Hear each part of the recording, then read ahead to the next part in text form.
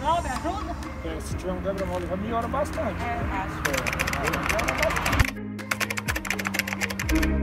Nós estamos aqui, né, cobrando, né, a sinalização aqui da avenida, que é uma avenida muito perigosa, né, não temos ainda.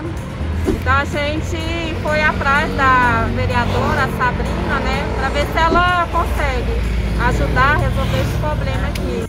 E hoje eu estou aqui com o Jefão, a Andréia já falou com vocês e estivemos aqui com a Secretaria Municipal de Mobilidade. E eu já quero agradecer o Ciro, que é o secretário executivo, e o Fábio também, que é diretor na secretaria, e que vieram nos acompanhar para que a gente possa melhorar não só a sinalização, mas dar uma resolução em relação à velocidade da via. Eu que agradeço, vereadora Sabrina Garcês, por estar sempre à disposição da população.